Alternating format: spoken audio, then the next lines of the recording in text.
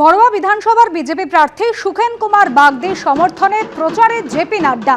হুটখোলা গাড়িতে চেপে road show করলেন জেপি নাড্ডা।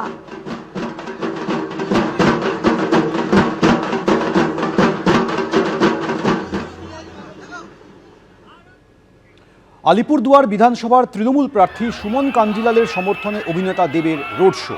আলিপুরদুয়ার শহরের প্যারেড গ্রাউন্ড থেকে বক্সা ফিডার রোড ধরে আলিপুরদুয়ার চৌপতি পর্যন্ত রোড শো করলেন দেব।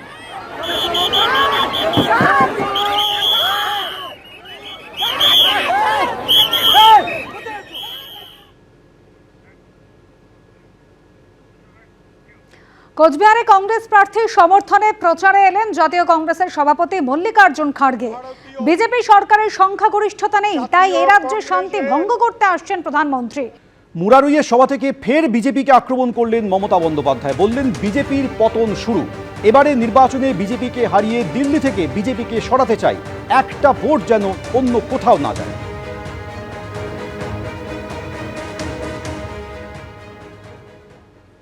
এবারে নির্বাচনে বিজেপিকে হারিয়ে আমি দিল্লিতে বিজেপিকে হারাতে চাই, তাই আপনাদের সমর্থন, আপনাদের দোয়া, আপনাদের আশীর্বাদ, শুভকামনা, একটা ভোটও যেন অন্য কোথাও না যায়।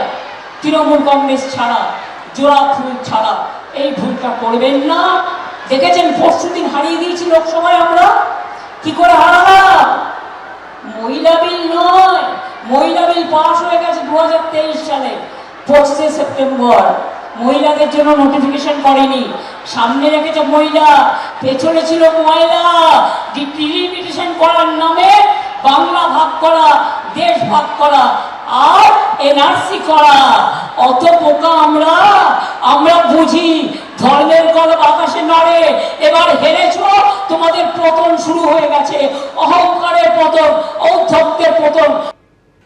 প্রধানমন্ত্রীর ঝালমুড়ি খাওয়া নিয়ে চর্চা যখন তুঙ্গে, তখনই পাল্টা ঝালমুড়ি খেতে এবং খাওয়াতে নেমে পড়লেন মদন মিত্র। মোদি যতবার মুড়ির দোকানে গিয়ে নাটক করবেন, পরের দিন আমরাও সকাল থেকে মুড়ি খেতে থাকব। মুড়ি খেতে খেতে উনি যে প্রতিশ্রুতি দিয়েছেন একটাও রেখেছেন? প্রশ্ন মদন মিত্র।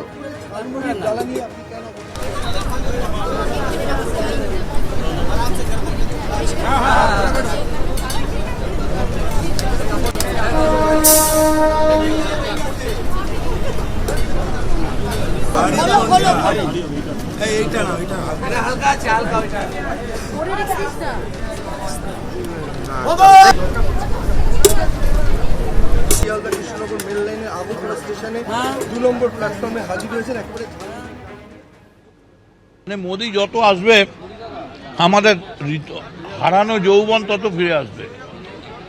উনি যতবার এই মুড়ির দোকানে গিয়ে নাটক করবেন, পরের দিন থেকে আমরাও সকালবেলা বেরিয়ে মুড়ি খেতে থাকবো। এই যে মুড়ি খেতে খেতে উনি বললেন যে প্রতিশ্রুতিগুলো, 2 কোটি টাকা 15 লাখ, 2 কোটি চাকরি, 15 লাখ ক্যাশ, 3000 করে ব্যাংকে, আজ পর্যন্ত একটা সত্যি কিছু হয়েছে? উনি আবার এই মুড়ি খেতে খেতে আবার মিথ্যে প্রতিশ্রুতি দিচ্ছেন, কিন্তু তৃণমূল যা বলে মিথ্যে প্রতিশ্রুতি দেয় না। এবিপি আনন্দ, এগিয়ে থাকে, এগিয়ে রাখে।